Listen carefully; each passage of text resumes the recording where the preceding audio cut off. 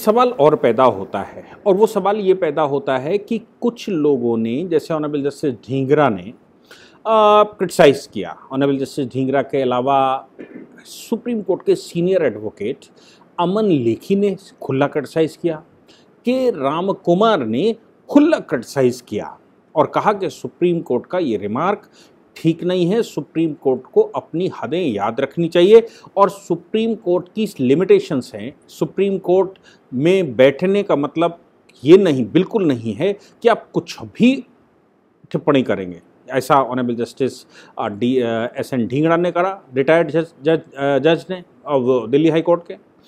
अब Delhi high court के retired जज सुप्रीम कोर्ट के सीनियर एडवोकेट अमन लेखी, के राम कुमार, इनके खिलाफ क्या महाभियोग, इनके खिलाफ क्या कंटेम्प्ट ऑफ कोर्ट लगाया जा सकता है? कोर्ट के जजेस के खिलाफ इस तरह के स्टेटमेंट दे रहे हैं।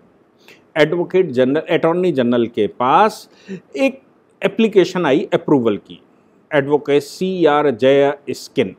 अब एडवोकेट C.R. जयस्किन अटॉर्नी जनरल से कह रहे हैं कि हमें अप्रूवल दिया जाए, इन लोगों के खिलाफ कंटेम्प्ट ऑफ कोर्ट का केस डाला जाए और कंटेम्प्ट ऑफ कोर्ट का केस डालकर इन लोगों के खिलाफ कार्रवाई की जाए।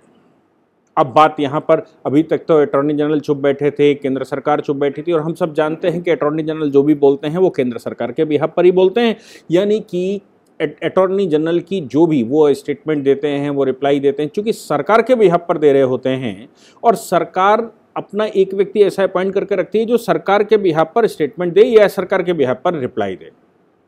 हालांकि कानूनन अटॉर्नी जनरल देश का सबसे बड़ा वकील माना जाता है और कानूनन बहुत सारी जगहों पर यह कहा गया है कि भाई कंटेम्प्ट का केस लाना है तो फिर उनसे अप्रूवल लेना पड़ता है, तो उनसे अप्रूवल के लिए लाया गया।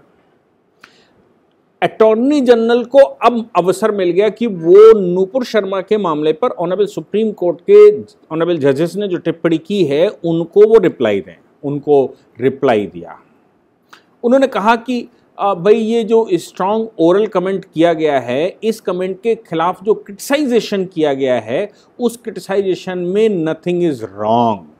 सुनिए, मैं बताता हूं क्या लिखा। I have gone through your request seeking consent to initiate proceeding for criminal contempt against Honorable Justice S.N. Dhingra, Mr. Aman Lekhi and Mr. K. Rama Kumar.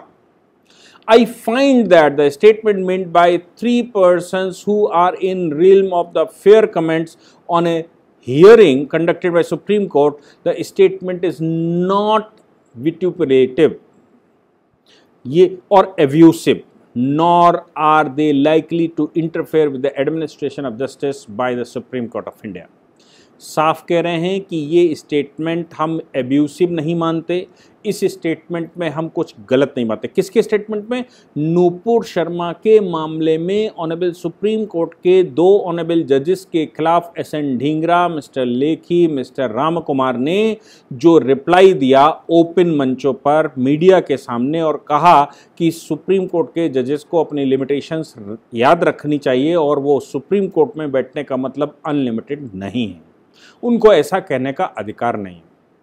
इस पर अटॉर्नी जनरल ने कहा उन्होंने कुछ गलत नहीं कहा, इन लोगों ने कुछ गलत नहीं कहा और सुप्रीम कोर्ट अपने सेवरल जजमेंट्स में ये खुद कह चुका है कि जुडिशरी को फेयर क्रिटिसाइजेशन किया जा सकता है। जुडिशियल प्रोसीडिंग उससे कहीं गलत ना हो रही हो, कहीं पर भी कोर्ट का एडमिनिस्ट्रेशन गलत ना हो रहा हो या एडमिनिस्ट्रेशन ऑफ जस्टिस में इंटरवेंशन ना हो रहा हो या फिर कोर्ट की कहीं से इस प्रकार की अवमानना ना हो रही हो कि कोर्ट के प्रति लोगों का विश्वास खत्म हो जाए।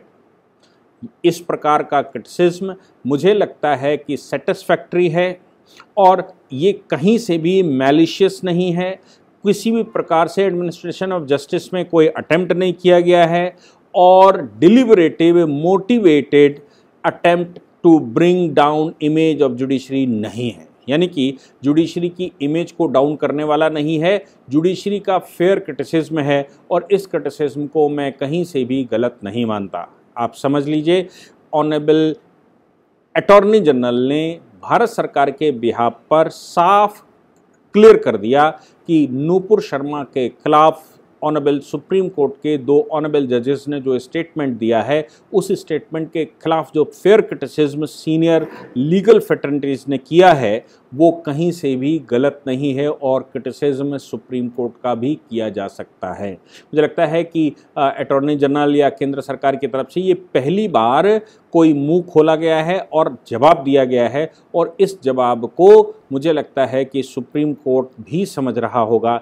इसीलिए सुप्रीम कोर्ट के 3 जजेस ने अभी पिछली ही हियरिंग में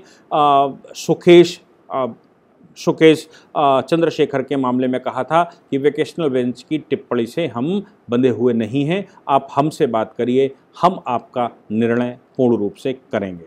जय हिंद, जय भारत, वंदे मातरम।